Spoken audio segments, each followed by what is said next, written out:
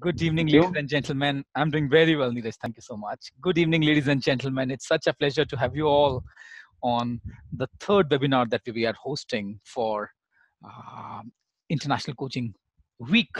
And today is the first day for International Coaching Week, and we ex Monks, which is an ecosystem for personal transformation and leadership development, where we bring to you the world-class coaches from all across the world, where they share their experiences, their nuggets, their wisdom, their experience with all of us, so that we can get better, so that we can be on the journey of personal transformation and leadership development. Now, it gives me immense pleasure that I have another friend who has gone through this coaching journey himself, has actually transformed his life, where he has shifted his job, shifted the role that he was into, and then he said, I would like to give my and dedicate my life towards coaching. And from there, from where he started his journey, from the first level of the ladder, and today he is actually leading one of the initiatives with one of the biggest organizations today in the country. So it gives me immense pleasure to introduce to you Neeraj Juneja, who's a Vice President Performance Consultant at Royal Bank of Scotland, who has gone through his own combination of coaching, training, planning, personal transformation, and leadership journeys in the last 3-4 years to provide his people with the new leadership skills to bring about a corporate coaching culture where people connect, inspire each other, and achieve their best performance. Now, today, when we are under the influence of COVID-19, if you go and meet any of the organization, one of the biggest challenges that people would ask you, and we are going to share a white paper which is based on the survey that we have done the last 1 month's time. What is the biggest challenge that people are facing? Number one challenge that people are talking about is that their ability to connect with their team members. Now, people are finding it extremely tough to connect with people. Even if we are on the screen, we are sitting on the other sides of this screen, yet there is something which is missing, right? That's one. The second one is, how can we as leaders deal with ambiguity? Isn't that a challenge for you? I'm sure that is a challenge for you as well. Now, so, how do executive coaches and organizational consultants help our clients create the culture that actually transformed an individual, right? That actually help the organization to create sustainable high performance. We need to look no further than the powerful process of coaching. And that is where Neeraj Juneja comes in. Now, what he's going to share with us is how can we help an organization build a coaching culture, which is becoming more and more significant as we move on. The top three things that you can expect from this conversation is, the first one is how to work on the mindset. Now, the moment you say something that I would like to shift something in the organization, I would like to get into something new, the first block would be here. We all have resistance to change, right? Now, let's look at this one. Was it easy for us to get onto the webinars day in and day out? Sit in front of the screens for 10 hours in a stretch? Absolutely not. At least it was not at all easy for me. I'm not sure about you. No. So that is what the first key takeaway. When we are working towards building a new coaching culture, right? What is it that you can expect? How can you work with the mindset of leaders who are in the organization? The second one is how to get the buy-in from those people.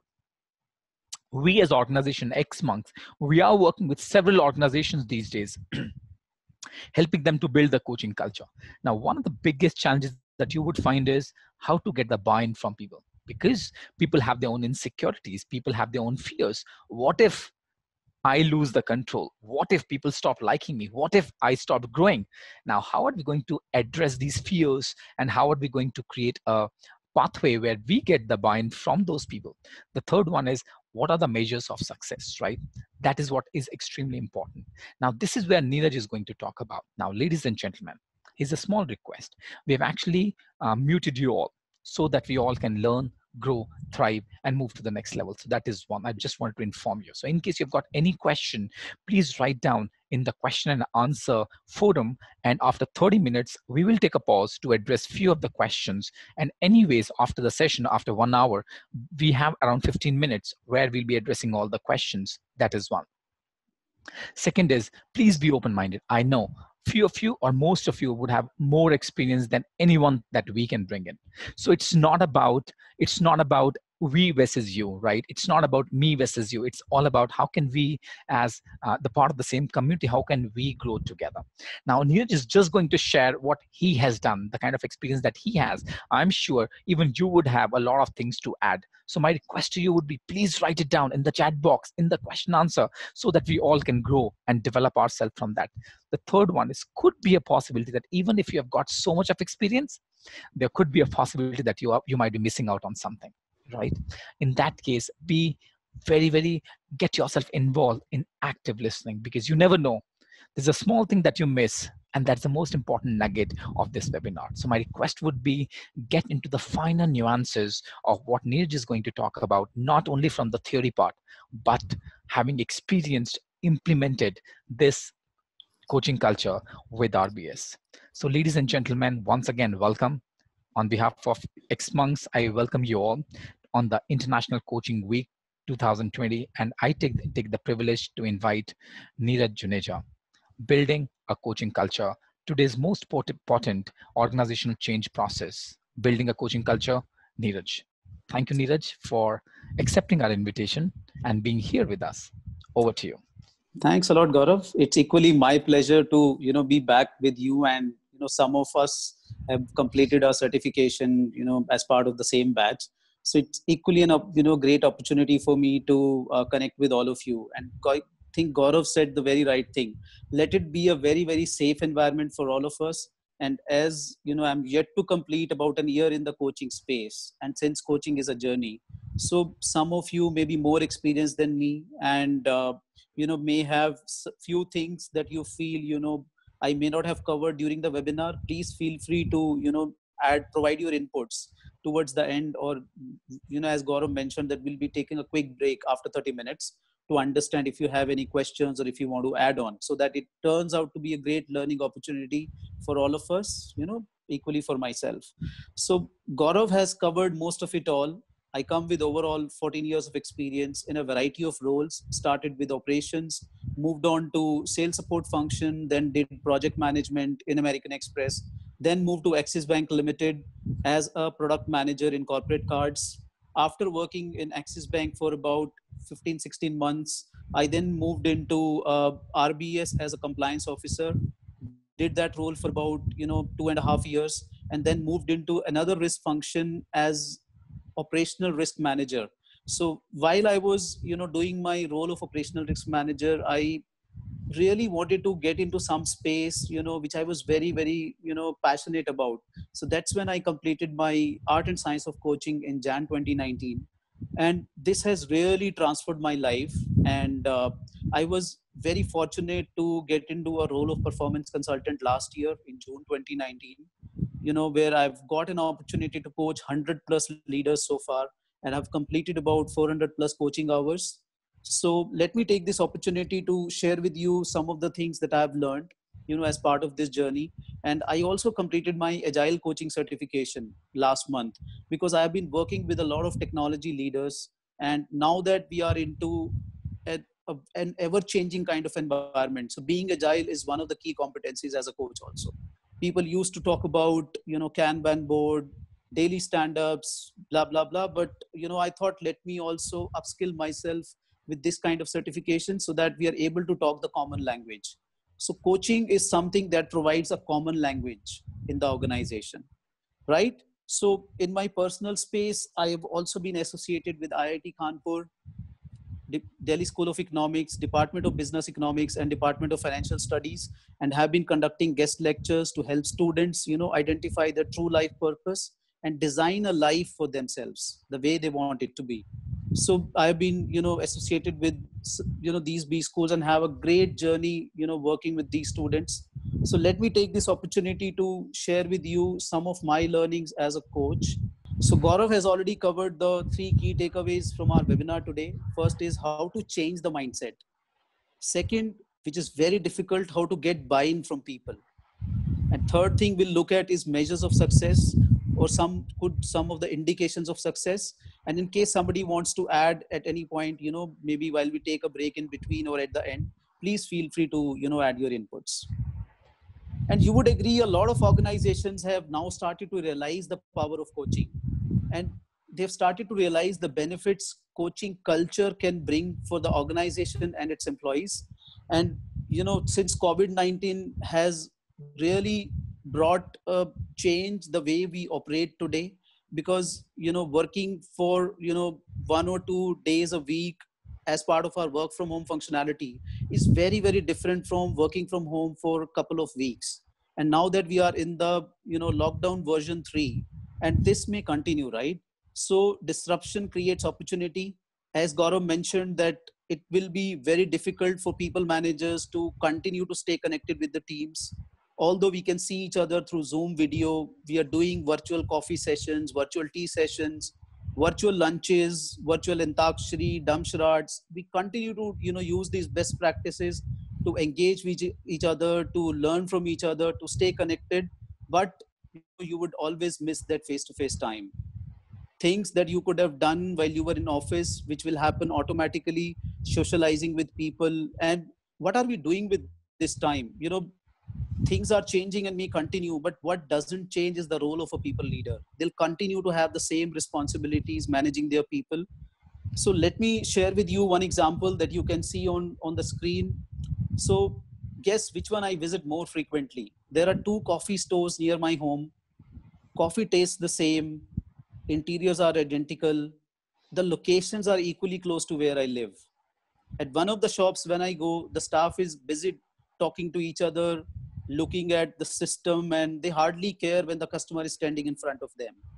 But at the other shop, when I go, they really greet me well, ask me, which flavor do I want. They really try to engage with me. Although it's an example of a customer centric culture, but something must be happening in the background, right? So I took an opportunity to talk to their manager and understand things that were happening in the background. So manager tells me that they have a proper feedback mechanism to receive feedback from the customer, which gets evaluated, which gets discussed with the line managers or people leaders.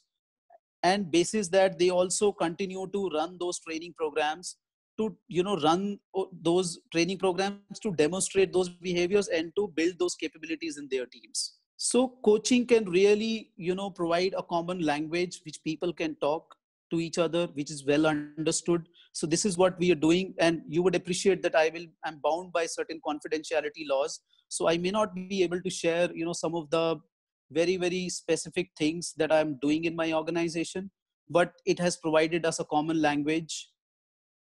So when we started on this journey, we engaged the senior leaders first. First of all, we identified those leaders who believed in coaching as a framework, who also considered coaching, which can help in their own self development. So considering them as first batch of coaches, and secondly, gathering some of the success stories. So I will take that more in detail, but through this example, what I'm trying to say is it's no more an option, it's a must. And if you reflect upon a time in your own career, I mean, I would request you to think of a time when you started your first job. How did your manager operate at that time? What kind of questions, did you find your manager asking you? Those could be the questions around, I want you to do this, or can you do this for me? So what we are really looking at is people leader as a coach, the transformation that needs to happen from a manager to a leader. And these kind of command and control style of management is no more applicable now. What we are now talking about is servant leadership, where leader really needs to think of his team and his people needs first before he starts to think about his own needs. Because what works well for one person may not work for the whole team. Example, let's say if you are a sales organization, you could have people who are very, very extrovert, who are very outgoing, who may be comfortable with any kind of, sales opportunities that you provide to them. But you could have some people who are a little bit introvert, who may not be that outgoing, and that approach may not fit with such people. So when you spend time with individuals doing one-to-one coaching sessions or running the cohort sessions, when you talk about them, when you talk about the competencies that you want to build in your organization, that's when the need arises for a coaching culture. And when you have a coaching culture, you're investing in your employees in a way that is about them. Reflect on the one-to-one sessions or one-to-one meetings that you have had with your leaders or your managers. How much time did you find your manager talking about functional deliveries. Let's say if it was a 30-minute slot, how much time did your manager spend talking about the functional deliveries, that this went well, this could have been better, these are the targets that you met? Did you ever, find him talking about your personal development plan? Did you find him asking about things that you wanted to work upon, and where were you on the journey? So when you take such opportunities to connect with your people, talk about them, make them feel important, because the control is with the coachee. You are just a facilitator, right? You have to empower the coachee in such a way that the person feels motivated to take those actions. And while we are talking about actions post the coaching session, you know, the what, how much, and by when should be very, very clear. That what is the action the coach is going to take, how much of it should get completed by what timeline. Recording those actions on some platform, it could be emails, it could be Excel sheet, whatever works for you as a leader and the team member. You can follow that approach, and you will start to see those changes. And when you ask your team members to perform certain assessments to identify the areas that they are good at and the areas that they could have been better at, so this will provide you an overall mechanism of things that you are strong as a team and things that you need to improve upon as a team, because teamwork divides the task but multiplies the success. Some of your team members may be good at, let's say, point A, may not be good at point B, but you could have somebody who's good at point B, not point A. So you can buddy up these two people and make them work with each other. So you will start to see that this collaboration and teamwork would really, really produce excellent results for the team. And when we look at the overall equation at an organization level, companies what, which is its vision, it could be its purpose, when it's matched with the individuals, how, when they start to get that clarity, that what are they, doing in order to contribute to a broader vision. When as a team and when as a leader, you get that clarity, that what are you doing to contribute to your team's vision or purpose, you feel much more motivated and empowered, to take those actions which you may not have thought of. This is what I've personally observed, that when we are able to provide clarity to the leaders and the team members with their house, they are much more empowered and much more clear in terms of the things that they need to do in the next few days. Overall result is increase in productivity and revenue. So it is no longer a choice, it's a mandate. And the kind of changes COVID-19 has brought to all of us, where it is not possible for you to connect with your teams face to face anymore. And we don't know how long this may continue, right? So we have to really think of the ways by which we will have to collaborate with people. And when we bring something like coaching into the space where we are, asking people those open-ended questions, instead of giving directions, we are asking them, how do you think you can do this? Where do you think you would need my help? Or how should I help you get there? So when you are asking such open-ended questions and providing them that safe space where they can have candid conversations with you, and it is very, very important to position that you're not going to judge them. Whenever I work with my coaches, I I demonstrate and live those values, live those things that I say. When I say this coaching conversation is going to remain strictly confidential between you and me, I mean it. Because if I end up, let's say, talking about one of the conversation with somebody, you never know who could get a chance to talk to each other. And once you have, once it has damaged your reputation, you will not get that chance again. So it's very important to live those values. And when you are working towards a culture, you have to take the baby steps. So we'll talk about some of the baby steps that I've taken, along with my team to build a coaching culture. So let's see, it should be helpful for all of us. If we look at the next slide, which is how to change the mindset. Now reflect upon your one-to-one meetings. If you find your manager talking straight away about your opportunity areas, things that have not gone well, would you really be that, in a mode that you would accept that feedback, and would you really be keen to hear what he's going to say in the next few minutes? Because the approach that we are all trying to follow is, let's start with positive first. Let's understand what's working for that person. I always remember the three principles Gaurav shared, when I completed my art and science of coaching. We are all human beings. We all have a certain background or a history. We are all trying to use the resources to the best of our capabilities. So let us keep these principles with us, and start with what's working. Let's understand, because every organization is doing these things in bits and pieces. Where we are getting involved as coaches is, how do we build a holistic culture? How do we build that kind of framework for them, that people start to live coaching on daily basis? Each people leader starts to coach their direct reports. Each let's say functional head starts to coach their one level downs and the further ones.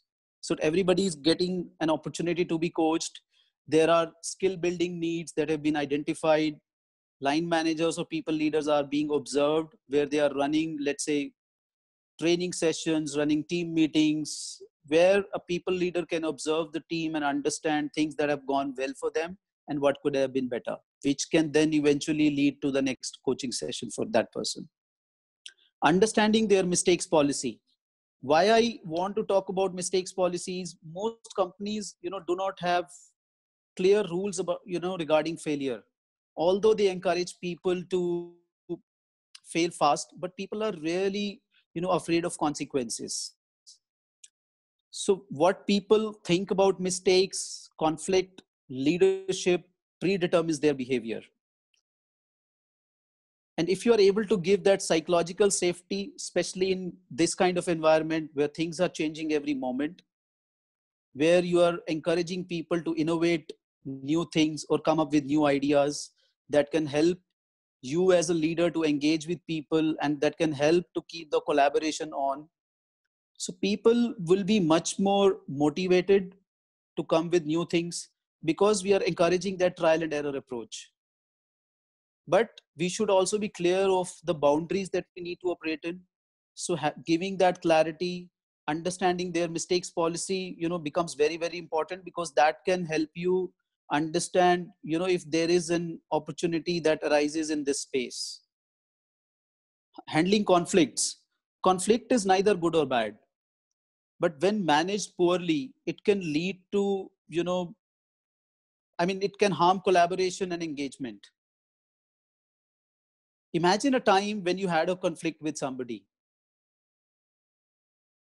Did you really feel like going back to that person? It could be any of your team member or your team leader. Did you feel like going to that person and working with that same level of commitment and motivation? Because if you have conflict with someone, until both of you have an open conversation to understand what the actually situation was, and if you could have given a better response, who was at fault, and if there was a way to handle that conversation in a better way, so you could have a better conversation, right? So understanding the conflicts handling of that organization, to know if there is a space that's available for you to pitch in as a coach, can also become one of the opportunity areas. The next point is mechanism for feedback. A lot of organizations focus on achieving targets, achieving their, let's say, numbers, but they hardly talk about what does the team feel about working in that kind of environment. Are there any mechanisms like 360-degree feedback, or running a skip level feedback for the team, where the skip level manager gets involved to understand the leadership style of that leader, in terms of what's going well, which he should continue doing because it's adding value to the team, and they are able to benefit from that particular behavior as a people leader. Is there anything that he has a better way of doing it or a different way of doing it, because that's not adding a value, because it's done in a certain way, but people feel there is a better way to do it. So doing an MBDL on the leadership behaviors of that leader, which can give people an opportunity to talk freely, because a lot of organizations also run employee satisfaction surveys. Instead of receiving that feedback in such surveys where people just went out and they have a limited questions and limited space to share how they're feeling, because a lot of organizations are also running surveys at this point of time to understand their employees well-being and their work-life balance. How are they actually feeling in this kind of emergency? So similarly, if we are able to run such feedback sessions for such leader, and go back to that leader that this is something I've heard from you as a team, not taking names, because this is how you pre-position when you facilitate such sessions, that you are just a facilitator and you're going to capture all of those points in form of mbdl, where people can talk freely about it, and this will go to the manager as in form of mbdl coming from the whole team, and we'll ask him that what are some of the actions he can take basis on the responses provided by the team, for them to have a better experience in future. I wanted to speak about one of the ICF tools which I have been using, to find out the current culture of the organization and gather data, which is logical levels, which really, gives an internal hierarchy. When you talk to some leader and understand what's their vision, let's say you're having a meeting with the senior leadership team, when you ask them about vision, what's the organization's vision or what's the team's vision, then when you take that person one level down to understand the role or the identity the person sees in achieving that vision, what is the role that you're going to perform in achieving that vision for your team or for your organization. When you take them one level down, understanding the values that are very close to their heart, or they find themselves living those values to achieve that vision. When you take them one level down to understand the capabilities, that in order to achieve this vision, what are some of the capabilities that you would need during the year, what are those capabilities that you have, and what are some of the capabilities that you need to build upon, that provides further clarity. When you go at an action level one level down, that what are some of the actions that you find yourself doing to achieve this vision, again being very very specific, what would those actions be and what will be the required timelines to achieve those actions, and having a tracking mechanism in place, because what you can't measure you can't improve. You have to be very very clear of the metrics that you need to put in place to measure on those actions. We'll also talk about this later in the webinar today. Then the last point is, who are some of your stakeholders and how do you think this environment can support you in achieving this vision? Now, Neeraj, before we get there, would it be okay if we can take a break here? We have got a couple Sure. of questions that people are asking. Sure, Gaurav. So let's get there. So here's the first question. How do you drive a coaching culture in an organization? Top management of large organizations are stuck in multiple Mhm. functions and interventions. So, Gaurav, the basic thing that you have to do is you have to create a self-awareness.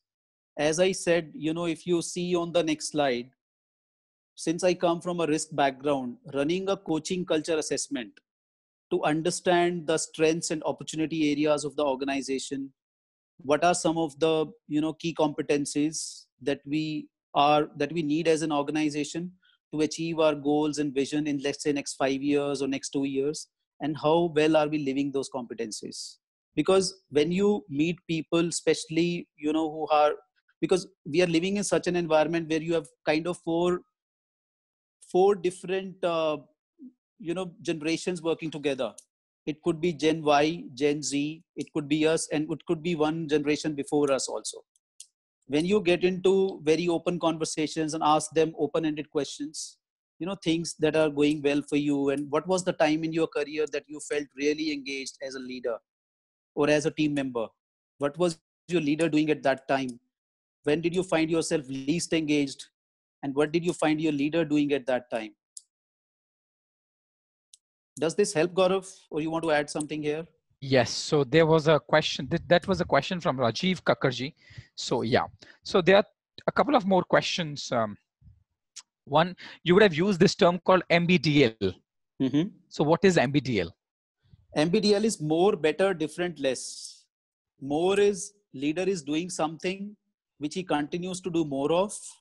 Better is he's doing something in a certain way, but there is a better way to doing it. Let's say some leader is doing his team meetings over audio, but if he starts to do his team meetings over Zoom video, that can promote a better connect, a better collaboration. People will be able to see each other, so that will go about improving the quality of the meeting.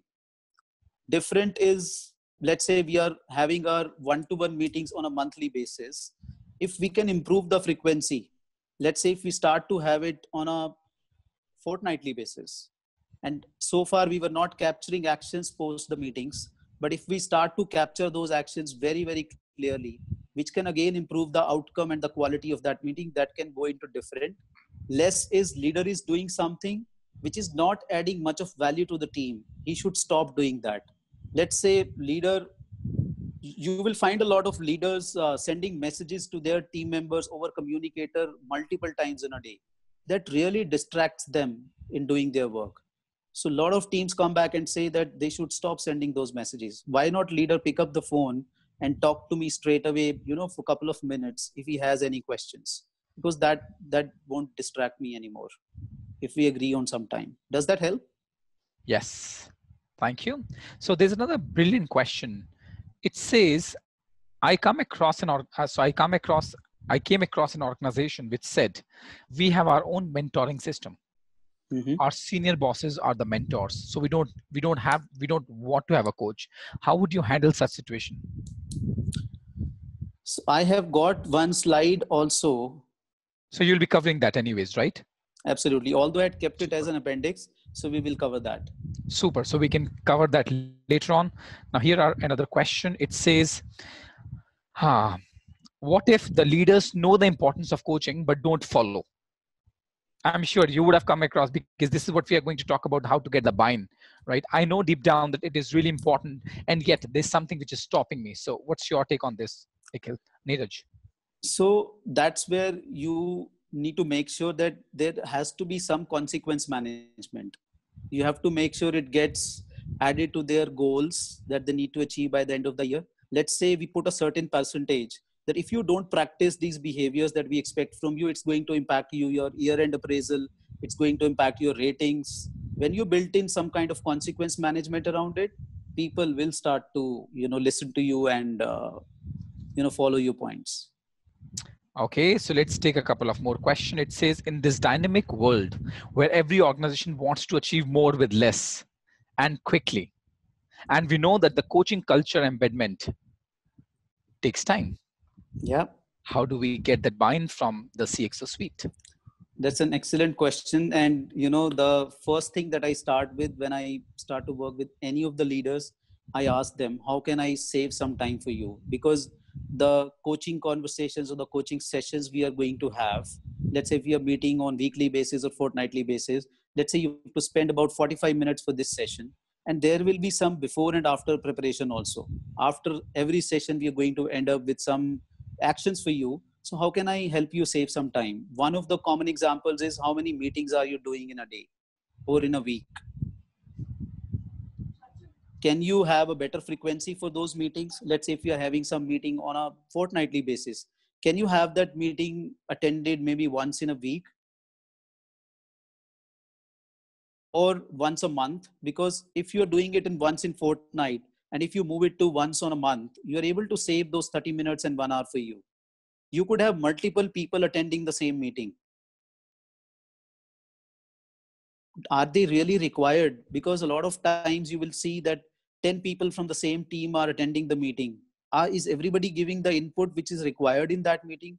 Can't we have one or two persons from the team attend the meeting and give a download to rest of them? So that's where these leaders can save some time, because some meetings they can you know hand it over to your people or delegate to their people, and they can just ask them to keep filling them on what's happening in those meetings.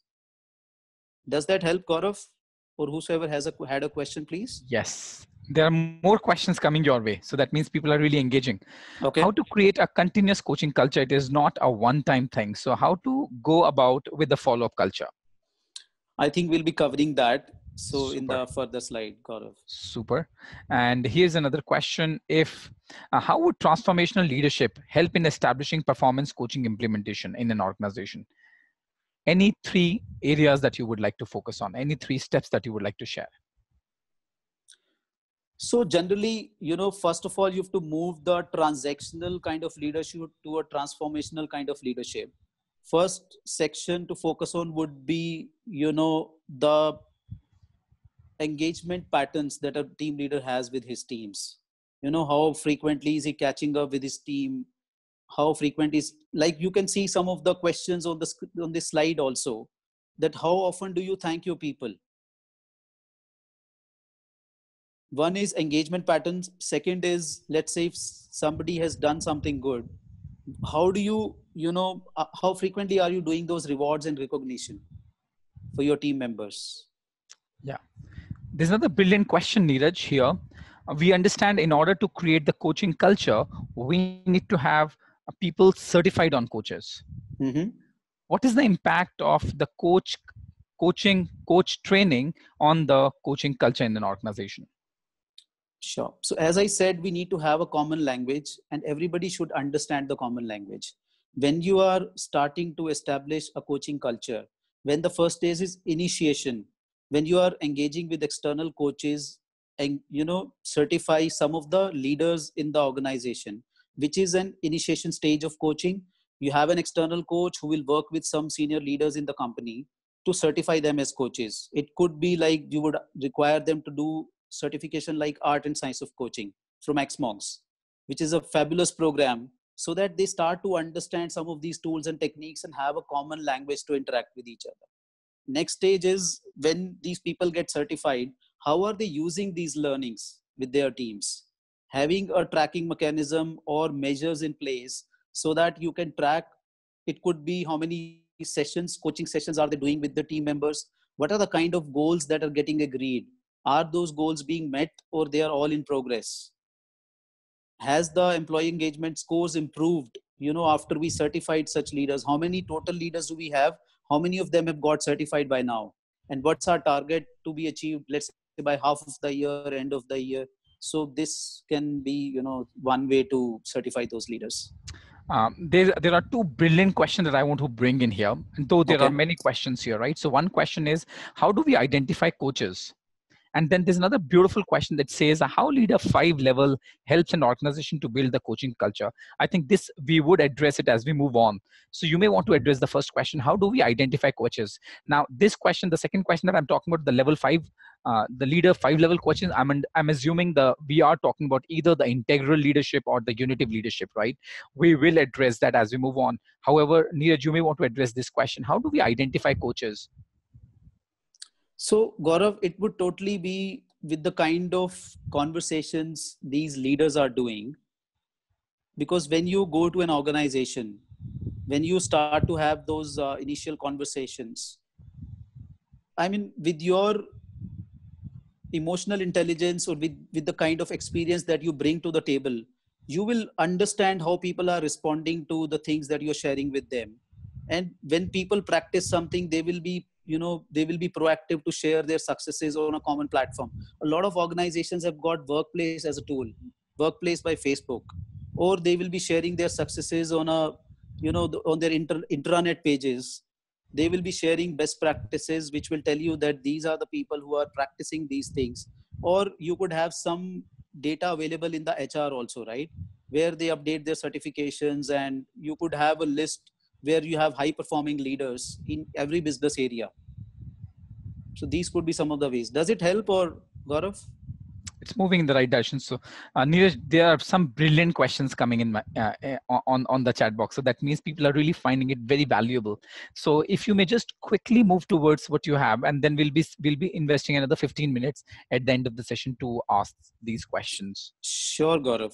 Thank you very much. And as I said, if I'm unable to answer any of the questions, if anybody feels they have an answer because they may be more experienced than me and they could have come across that scenario, trust me, we are all in it together.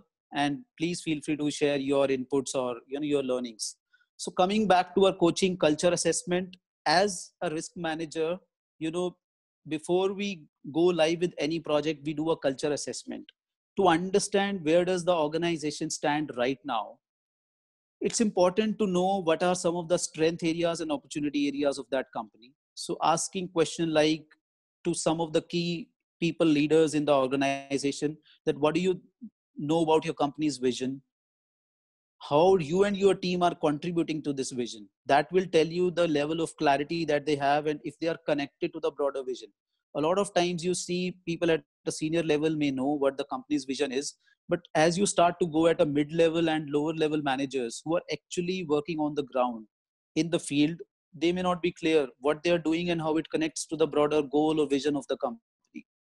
How frequently, you are having your one-to-one meetings, how frequently are you having your skip level sessions with your functional head or your department head, so that he's able to provide you that information that these are the things that are happening in the company. Your line manager or people leader may have very limited information that applies to your particular team, but having such connects brings a lot of relevance, and people start to feel much more empowered to have such information. So doing a culture assessment with some of the key leaders, and then preparing a coaching case which you can position with the senior leadership whom you are meeting, to share that these are some of the areas that are working well for you. These are some of the areas where, basis on the sample that we have, assessment we have conducted, these are turning out to be opportunity areas. What do you think about this? Some of the areas they would agree that, these, yes, we believe that these are some of the areas that need to be addressed. And then you get an opportunity to take your conversation to the next level, which could be, helpful for you to get buy-in from people. When you build relevance from the top down, when you are, having partnering with such leaders who are key influencers in the company, when you start to attend, meetings with senior leadership or, with a couple of leaders, you will get to know that who are some of those influencers who can influence people or decisions. When you start to build relevance for the top management, certify them with programs like art and science of coaching, or any other certification, that you feel may be relevant depending on the cost and the amount of money they want to spend. So when you certify them with such certifications and, show some of the success stories, and list them as your first coaches. Second stage is to run training sessions to build capabilities. When you are equipping other leaders with coaching skills, you could run sessions around trust, teamwork, collaboration, empathy, some of the key competencies, right? Listening effectively, because it's very, very different for a lot of managers. When they start to get in a coaching kind of space, they would hardly listen in their team meetings or their, one-to-one meetings. But when you are wanting to make that shift for them, they really need to move from telling to listening. Understanding, what the other person feels is important for them, for him, and what could be the best possible solutions that he or she would like to go with. Then you alongside, work closely with the HR guys, because they would, you know make you aware of the policies that exist, in the organization, and what's the talent and leadership strategy. Then you start to integrate the coaching certification that you have on offer, and the kind of experience or the training that you want to bring alongside. How should it speak to the leadership strategy, and how do you want to integrate this, so that, it becomes a part of their goals at the end. Because when it becomes a part of their goals, and it has to, it starts to form a certain level of percentage which will impact their, let's say, team engagement scores, which will impact their overall appraiser, which will impact their end of year appraisal, which will impact the overall, effectiveness of that person as a people leader. Because as I said, initially also, a lot of organizations run employee satisfaction surveys. So that is one of the mechanisms by which you can find out. Because people, some of the people leaders may be very good taskmasters, they're very good at getting the work done, but when it comes to, offering a great experience for their teams, because when you go and talk to their teams, they are all, they all feel that they are being micromanaged. They don't have that kind of space where they can, come up with their own innovative ideas. They feel that there are better ways of doing something, but since they are being micromanaged and they have hardly any opportunity to speak up, so which is impacting their overall morale. Because it's important for people to be clear, for people to be capable, and people to be motivated. When people don't have clarity and people don't have capability, their motivation levels go down. So you have to really think from the three parameters, that are they capable, are they clear, and are they motivated. So when you embed this as part of their goals, you will feel eventually, when senior leadership has got convinced, and when you're getting objections on the way, like time management, we feel we are equally competent to run these coaching sessions, we don't require any training. You have to really think of the possible objections that might come your way, and how will you answer those objections. This could be the coaching approach that you can use as a coach. First is initiation, where you, being an external coach, start to build capabilities in the company or the organization, where you have upskilled some of the leaders. They, let's say, initially did a coaching certification, then they've started to coach their you know one level downs, where you are co-facilitating those sessions initially for them, so that they get a fair understanding of how a coaching session needs to be run. Although gets covered in a program like Art and Science of Coaching, where you are given certain opportunities to attend those role plays or be a part of such role plays. But as a leader, it's very, very difficult for them to run their first coaching session. Maybe you can support them by running a co-facilitation kind of session, where you are leading most of the session and they are sitting besides you, just to get that confidence and comfort. When you get onto a next stage, when these people are competent enough, let's say you've worked with them for a couple of months and you feel they fairly understand the coaching tools and techniques, and they fairly understand how a coaching session needs to be run, then you have to really encourage them that they should start coaching their one level downs on a certain frequency. It could be once in fortnight, once in monthly, once in 2 months, whatever frequency works for that person. And they need not wait for the formal engagement to take place. As leaders, we continue to scan our people, right? So if somebody comes to you with certain problem that they need your help for, or they want you to do a coaching session, if you don't do it there and then, and ask that person to wait for a week or 15 days, that may not be relevant for that person, because this is something that is bothering him now. If you do it there and then, and don't wait for the formal coaching opportunity, and give that person maybe 5-10 minutes, that will really improve the overall motivation of that person and your relationship, the trust equation that you have with that person. So at a development stage, the internal leaders are coaching their direct reports, maybe one level downs or maybe two level downs, and you keep on observing those leaders, that are they following the, let's say, the coaching arrow, are they following all the steps, are they making sure that they lay down certain rules of coaching, like building repo, then making sure they are doing the contracting carefully, they are creating an experience, building an outcome frame, making sure they're agreeing on the actions after every session. So that they, whether they are following the framework or not. When you move into a sustainability kind of zone, this is where you can confidently say that you will able to create or build or embed a coaching culture for the company, where everybody is getting a coaching opportunity. The policies are such that everybody gets a fair chance of coaching. Let's say you are a business head, you're coaching your one level downs, your one level downs will further coach their one level downs, and you have a certain platform where all of these goals and actions are getting captured, and broadly you are able to assess that what kind of difference is it making to the overall outcome that we want to achieve. One parameter could be employee engagement. It could be the leadership index, which could have certain questions, that what is the effectiveness of that particular leader, how frequently he's having the one-to-one sessions with you, how frequently is he giving you time to make sure you being heard, and do you have the opportunity to speak up. So some of these questions. And if you want to take it to the next level so that you can create a value for your customers, also more than welcome. But if you are able to create a sustainable kind of culture, which will be called as you've been able to embed or build a coaching culture for the company where everybody is getting coached.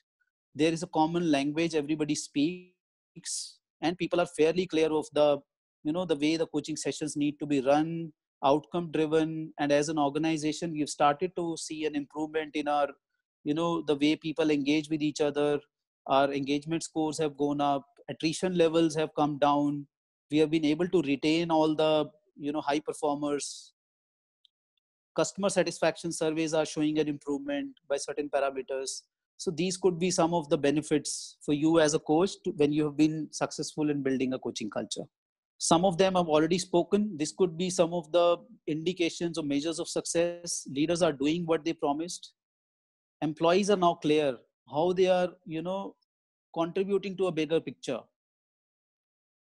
Leaders are proactively sharing their wins or best practices on a common platform so that other leaders can also benefit from these best practices. And everybody, they need not start from the scratch, which will create a sort of very positive, rhythm in the whole company where everybody feels sharing their best practices and benefiting with each other, and continue to speaking with each other.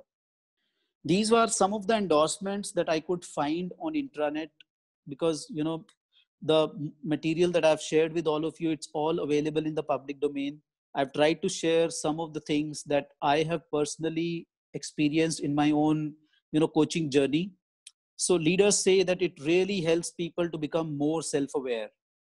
The shift from telling to asking feels really empowering, because you're no more telling, you are asking those open-ended and powerful questions. A lot of leaders find themselves asking close-ended questions, which will end up with answers like yes or no, which hardly give an opportunity to the other person to share their views or to speak up their ideas.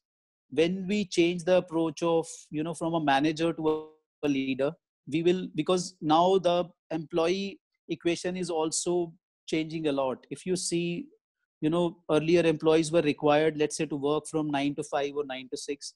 Organizations are now saying, we are happy to provide you the required flexibility, provided you are able to complete all your task or whatever work you've been assigned. We are we are happy to provide you the flexible work environment. you know Imagine the organizations like TCS, they have said that they would like to have 75% of their staff to work from home or a remote location by 2025. Wouldn't that change the kind of engagements we guys also have with our clients as coaches? Instead of having a face-to-face interaction, most of the times we'll end up having our meetings or our coaching sessions or our cohort sessions over Zoom platform, where you hardly have a control. If somebody doesn't want to switch on the video, I mean, you cannot force that person, right? So there will be set of challenges, but as disruption creates opportunity, it's a great opportunity for all of us to see how we can use coaching as a tool to get entry into such organizations which have been on our wish list. And using art and science of coaching as a framework, because this has really brought a change in my own life also. And I'm very, very happy to share some of these endorsements that I could find from some of the leaders over internet. And this has been a great journey for me personally, and I'm really looking forward to having many more fruitful experiences for myself and my coaches going forward also. So when I Gaurav, I'll take maybe a couple of more minutes. So when you think of Please great do. place to when you think of great place to work, I've tried to demonstrate some of the pictures here. What is the one organization, what are some of the organizations that come to your mind? So one example that I can think of is Google. What different Yes, thank you, Santosh. So what differentiates Google from some of the other organizations? What kind of employee culture have they been able to create for their employees? At the end of the day, obviously xmonks. What kind of culture have they been able to create for their employees? Do they have enough flexibility? Are they feeling enough empowered to speak their mind, to share their views? So and you would see a lot of organizations want to get certified as great place to work. And imagine in your own career, you would have done certain career moves, right? How much importance did you give to the company's culture? When you, let's say if you had two offers on hand, company A and company B, you would have maybe most likely preferred to go to some company which had a better culture, even if it was offering a little bit of less salary. You would look at things like work life balance, well being, what are their leave plans or employee policies. Some of it you may get to know if you know somebody in that company, but overall, I mean, what kind of reputation that organization shares or what's available on intranet or internet, basis that you would have taken a decision. And all of this leads to a great place to work. A lot of organizations want to get certified as great place to work, right? And Google continues to be certified as great place to work because it has been able to provide that kind of flexibility and that kind of environment to its people. One of the pictures you can see the free flowing conversations, right? A lot of organizations are now promoting such meetings or conversations in the, let's say, common areas where you can continue to have a meeting until you are sharing anything, you're discussing any confidential information, instead of having in a meeting room, because the kind of mindset that you go with in a meeting room is very, very different that you would have when you're sitting in a common area. So the surroundings do matter. And if I share maybe some of one of an examples here, which captures the basic differences, or there could be an overlap between coaching and mentoring. So while you are coaching somebody, you are being non-directive. You're not supposed to give any solutions. You are creating such experience for your client or your customer and asking such questions so that you can have, take that person deeper and create that self-awareness. You're listening to understand. Again, goal behind the goal is what I remember from my days when I did my art and science of coaching with Gaurav. So reflecting, paraphrasing, these are very, very powerful techniques, and you're trying to paraphrase, summarize all of that conversation to make sure you've got the correct understanding, and you remain non-judgmental during the whole conversation. But while you're being a mentor, you will be giving certain suggestions, also giving feedback, offering guidance from your own experience. Gaurav asked a very, very fantastic question: can Virat Kohli coach Amitabh Bachchan? So that really triggered a thought in me, that why should I not get started with this kind of you know this as a career for myself? And trust me, it has been a great journey. I am yet to complete a year, but I'm really looking forward to more years, as a coach. And tutoring also, remember our own school days, when we are reaching out to our tutors or teachers. They will give us advice, instruct us to a certain approach or formula that we can use. They will tell us, direct us to those solutions. But the word has really changed from a commanding sort of situation to a servant leadership, whereas leaders, we have to really think about the needs of our people first before we start to think about our own needs. So I've also added some of the references. So Gaurav, I hope we'll be sharing the pack with the participants, right? So there are Sure. several questions now, Neeraj, coming your way. Sure. So let's start from this question. Two questions which are very, very similar. How do you Mm-hmm. build trust as a coach? The second question is, when you were going through your own program in your coach certification, what are the techniques that you learned that helped you to build your trust in the organization? So as I said, one of the ICF modules that I always use is the logical levels, using the as if questions, so using some of the techniques like as if, paraphrasing, or maybe backtracking. So some of these techniques I've been practicing. And how I establish trust is, I think, with the kind of body language you're using. It it it I mean, when I work with my first leader, I had to really give those signals to that person that, you don't worry, it's a very, very safe space. Be open. Until you open up, will not be able to have a very powerful or meaningful conversation. Both of us are using, let's say, 45 minutes of our time, and let us have some outcome out of this. This has really helped me. And maybe since I'm working with leaders within the organization, things may be a little bit simpler, but this has really helped me build trust and have an engaging conversation, Gaurav. Thank you. There's another brilliant question coming your way. And one of Hmm. the participants is asking how to convince senior leaders when they want their team members to undergo coaching session first, whereas the leaders need to undergo the session first. I think that's a brilliant question because a lot of times you are working with their one downs to improve on certain things. So what we do is, in such cases, we generally catch up with the team first. And as I spoke about, having a skip level discussion or sort of a feedback session with the team, because we have certain reports that we can use to analyze where the team stood on certain parameters. Let's say in June last year, where did they stood, on where did they stand on those parameters in December? Have they moved up on those parameters or have those come down? So looking at the kind of trend we are able to understand from those parameters, then we decide our, approach, whether we want to coach the leader or coach the team. We give both of them an opportunity to share their part of the story. Then we sit back and reflect on that and, create the next steps basis that, Gaurav. Thank you. There's another question. When you went through your coach certification, how did you manage to sustain your learning? What do you think? What extra support is required to keep your learning curve up? Again, that's a brilliant question. Our organization is a very learning organization. We are supposed to have certain learning hours completed every month for each employee. That's why I said I'm very fortunate to be a part of RBS. I am supposed to complete certain learning hours, which can, continue to, keep me connected to the framework I'm using, so that I continue to improvise on the sessions I've done.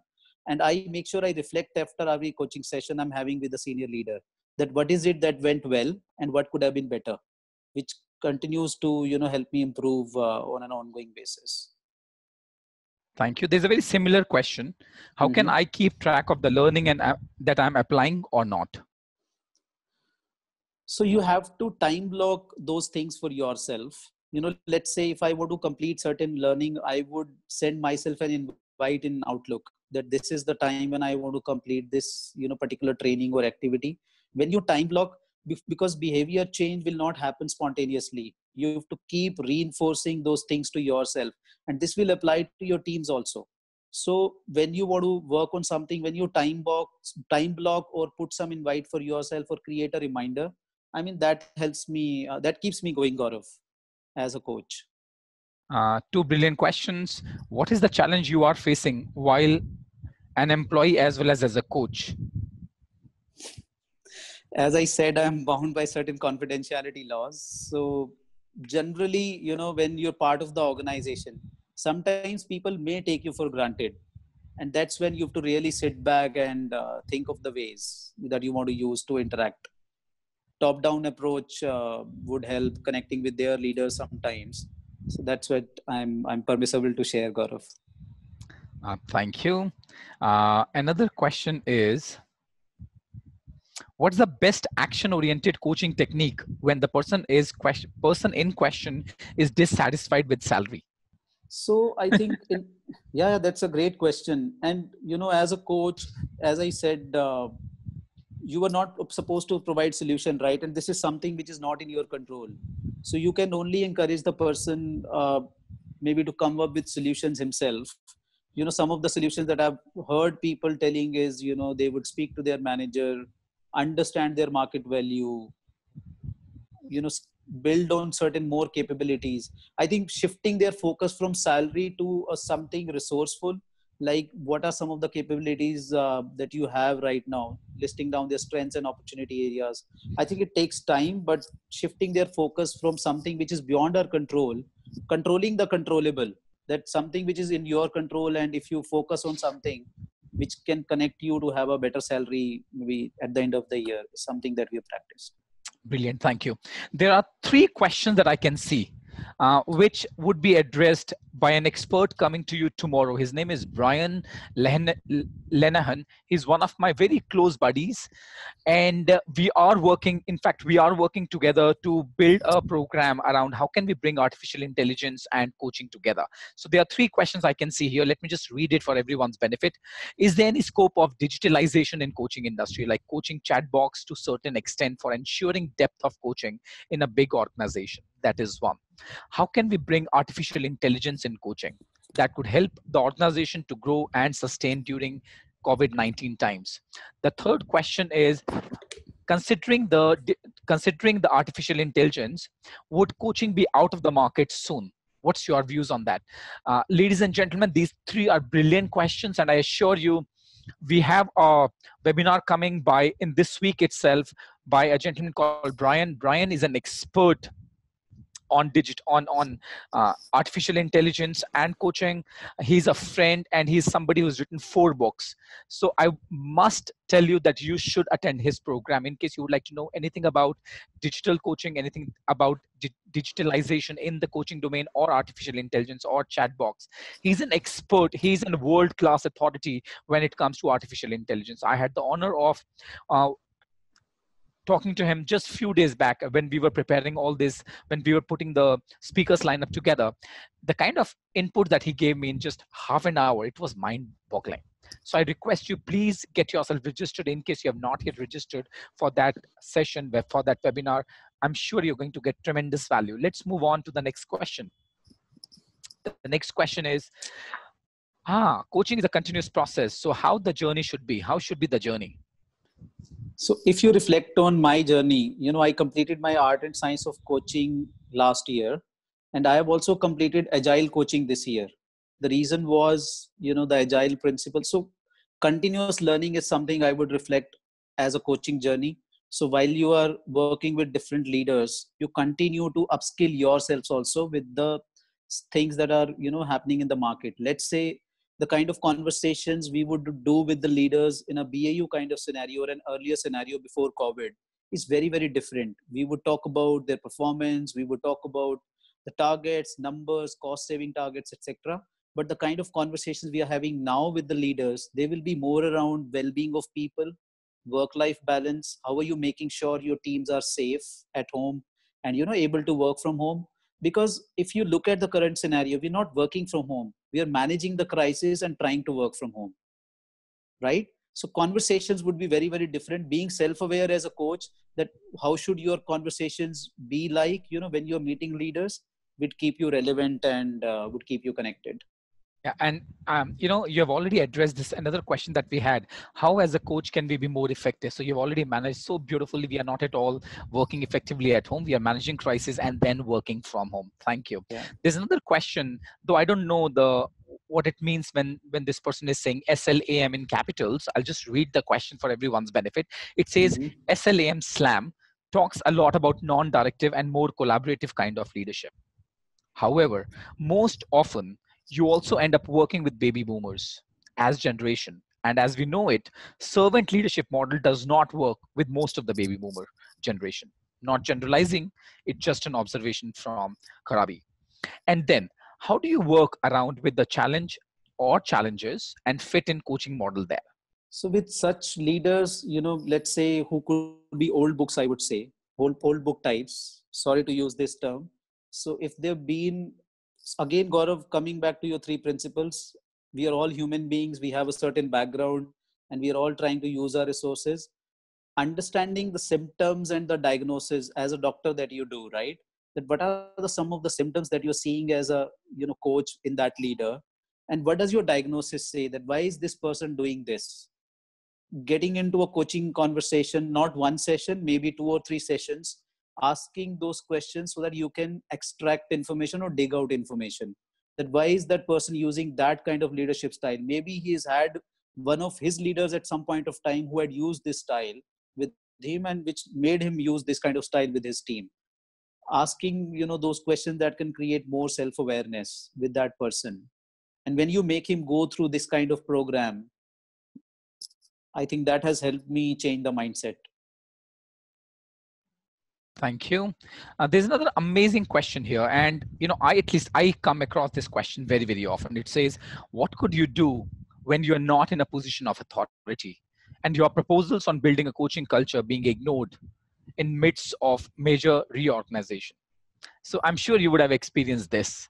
So you're the best person to address this question, Neeraj. So in such cases, keeping your eyes open is the main thing, I would say. Let's say you try to pre-position something in April. Let's say if you talk about crisis in April, sorry, in March, first week, nobody would listen to you, right? If you talk about the crisis management or leadership in crisis in March, third week, people would find that content relevant.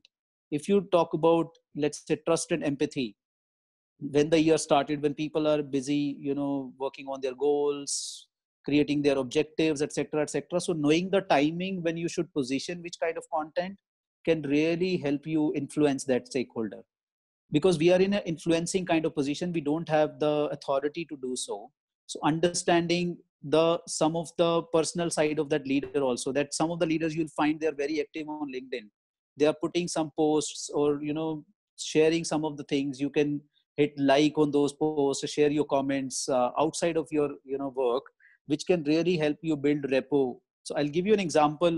One of the leaders I worked with, let's say if the leader is part of some employee network, if I'm not able to connect with that leader when I'm having the conversations around coaching, if I start to enroll myself as part of the same network where we can at least have an opportunity, where we can interact and talk about that particular network, that how can we help the society and how can we help some of the employees, and in that space help me create a connect, which help me get that entry in the door to start with coaching conversations in their area.